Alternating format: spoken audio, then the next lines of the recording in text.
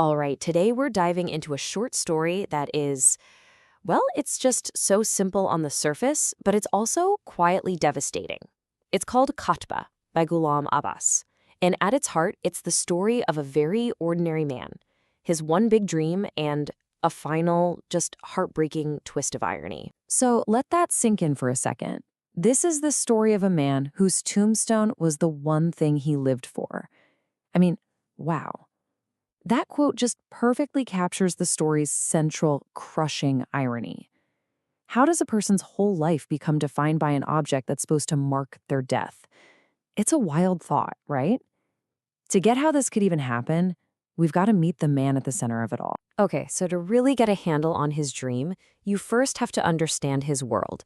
And his world, well, it's a life of quiet insignificance. Our guy is basically the definition of an everyman.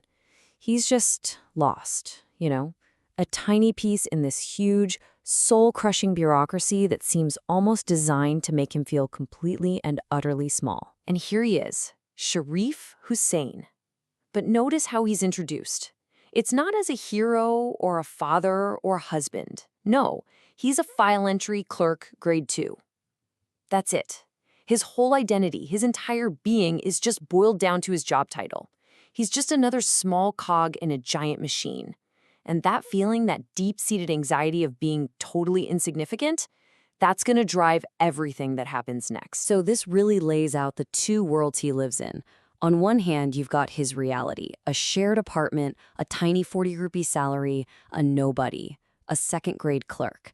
But then, inside his head, he's living this whole other life. He's not a clerk. He's a superintendent. He's not making 40 rupees. He's making 400. He doesn't share a place. He has a private house with a big gate. It's this huge gap between the invisible man he is and the recognized man he desperately wants to be. And that craving for recognition, well, that's the fuel for this whole story. So, how does this deep, quiet yearning suddenly burst into a lifelong obsession? Well, it all starts with a total accident.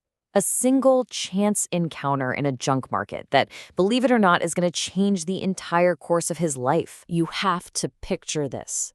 The scene is just set up so perfectly. For once, his wife and kids are out of town. The usual money worries are, for a moment, gone. It's 8 days after he got paid, and he actually has a 5 rupee note still in his pocket. For him, that's a small fortune. And this rare feeling of having a little cash to spare, it leads him to do something he'd never normally do. He finds himself wandering into this junk market, you know the kind of place, just filled with forgotten things and all sorts of oddities. There are porcelain vases and lamps, burned-out batteries, old picture frames.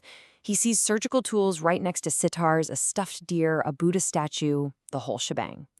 And then he sees it, right there. In the middle of all that junk is this stunning, flawless piece of white marble. It's so beautiful, it looks like it could have come from an emperor's palace. So, just out of curiosity, he asks the shopkeeper, how much? The guy says 3 rupees. Way too much for him. So, just to kind of save face as he's turning a leaf, he blurts out this ridiculously low offer, I'll give you 1 rupee for it. He doesn't expect anything. But then, to his absolute shock, the dealer just says, done. And just like that, he's stuck. He's the proud new owner of this gorgeous and completely useless piece of marble for a single rupee. But that night, this useless thing, it suddenly finds its purpose. He decides it's going to be his Katba, his name plaque. He takes it to a stone carver, and that's the moment the dream becomes real. Seeing his name engraved on this marble piece gave him this strange joy. You have to think this was probably the first time in his entire life he'd seen his name written in such bold, important letters. It's a feeling he's never, ever had before. So he's walking home carrying this plaque, and his heart is just swelling with ambition. He even unwraps it on the stairs just to look at it. He's so mesmerized. But then, as he gets to his own front door, reality just hits him like a ton of bricks. This incredible, grand symbol of the future he just imagined for himself, there's nowhere to put it. His tiny apartment in the shared building, it doesn't have a gate, It doesn't have a grand entrance. There is literally no place for his magnificent new dream. But what's he gonna do? Just throw it out? No way. So the plaque and the dream that it now represents starts this long, slow journey into the forgotten corners of his home. And with every move, the dream gets a little more faded, a little more worn down by the pressures of just living. And this journey, it's just the perfect metaphor for what's happening to his dream. First, it goes into an open cupboard where he can see it every day. It's a little beacon of hope. Then he gets worried his son might break it, so it goes into a trunk, hidden under clothes, out of sight. From there, it gets moved to a junk box, buried with old toys and broken stuff. The dream is literally in the trash heap. It gets a brief moment of glory when he gets a temporary promotion. He pulls it out again. But then he gets demoted, and it's back to the cupboard. And here's the final crushing blow.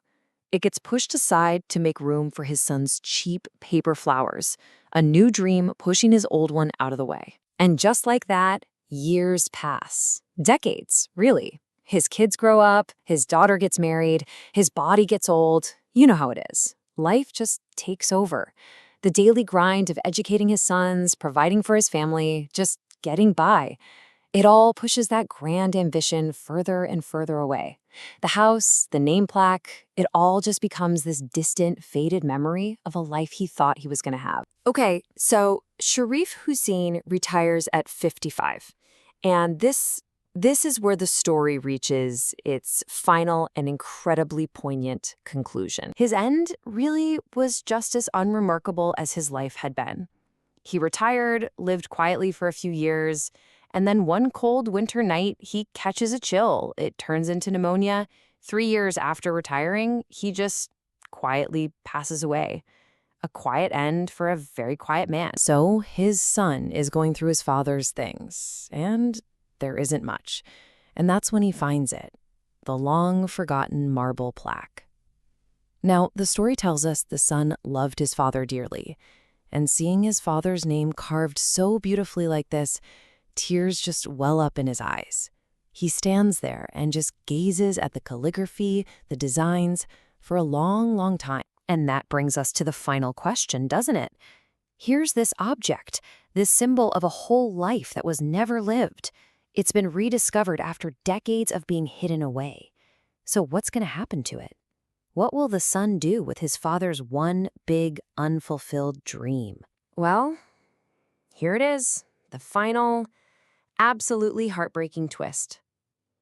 The next day, the son takes the plaque to a stone carver. He has a slight modification made to the text, and that very same evening, he installed it on his father's grave. The nameplate for the house he never got becomes his tombstone. The one thing that was supposed to announce his success in life ends up only marking his death. And the story just leaves you there with this massive universal question, doesn't it? What is the true cost of a life that's always put off? You know, Sharif Hussain spent his whole life waiting for the symbols of a good life, and in the process, maybe he forgot to actually live one. And it really makes you ask yourself, right? In our own chase for whatever future recognition we're after, what parts of our present are we giving up? What's the real cost of a dream that we keep telling ourselves we'll get to tomorrow?